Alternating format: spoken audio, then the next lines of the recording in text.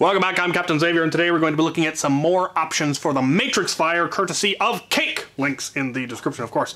And we will be starting this off per spec with firing footage. So, to the range!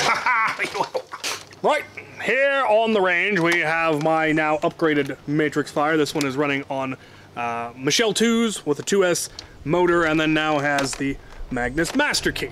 For those of you that have seen my previous video on the MatrixFire, you should be well aware that this thing is a hose. It fires like 20 rounds a second. It's ridiculous. We'll try the Magnus. It's stuck, and I'm firing Accu strikes. Let's see if I can hit anything at all. I almost hit the target behind it. Oh, a little short this time. Oh, come on.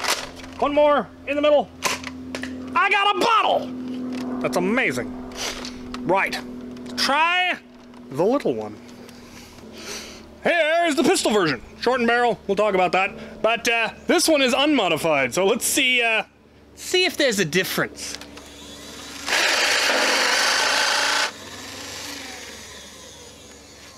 And that, children, is why we modify our blasters.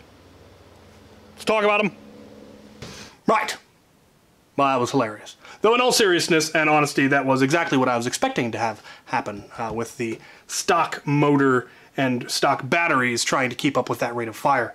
We'll touch on that a little bit later. So what do we have here? We have two additional kits for the MatrixFire that are can be done completely separately from the magazine kit. They have nothing to actually do with the magazine kit itself per se.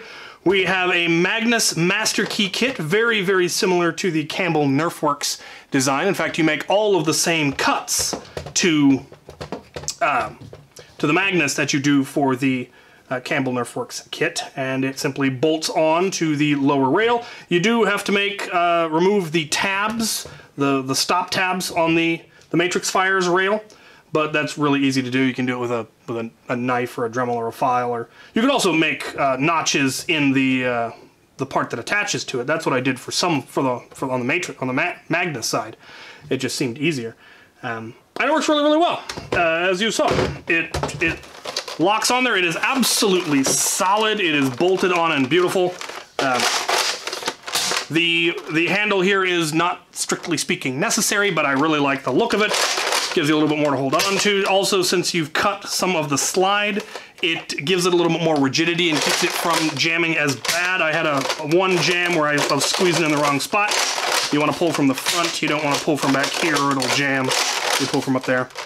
Very, very nice. Love how that came together. Yeah, anyway.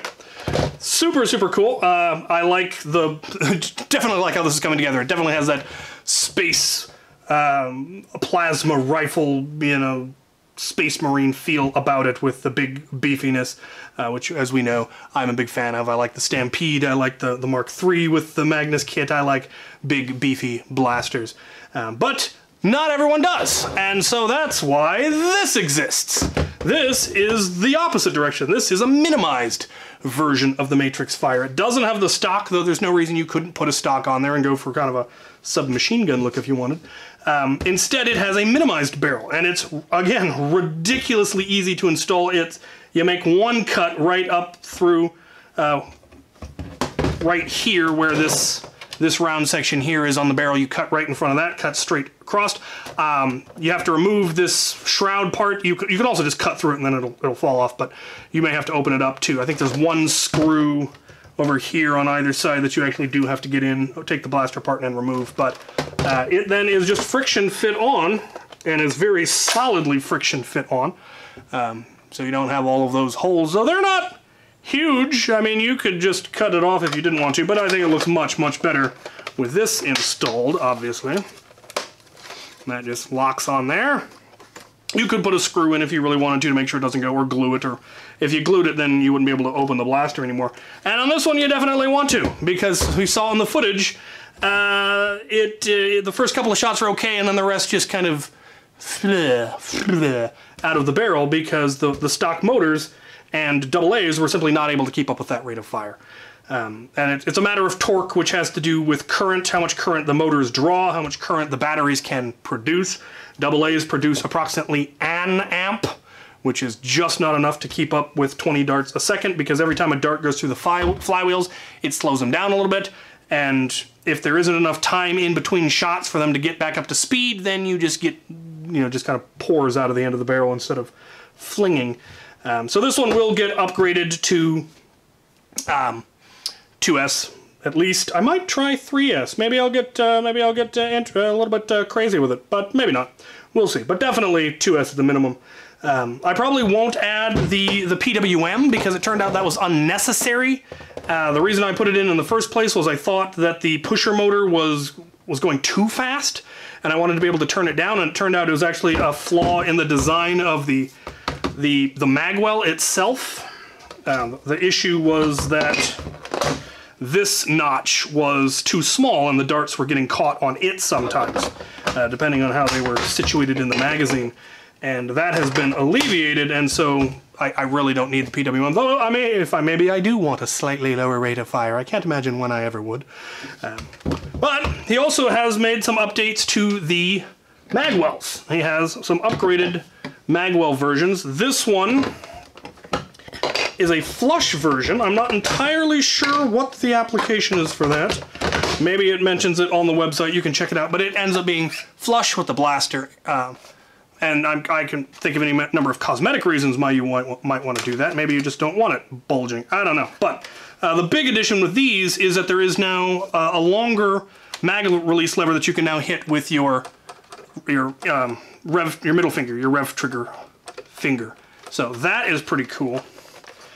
It also does have the standard version that does have the extra material there that then lines up with that cover plate.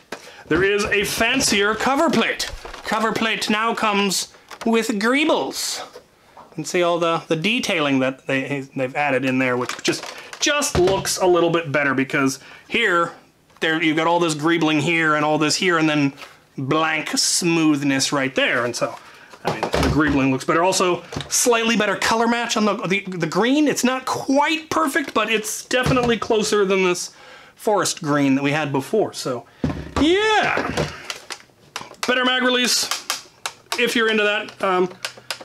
I don't think it'll drop a mag. I think they're a little bit too tight still.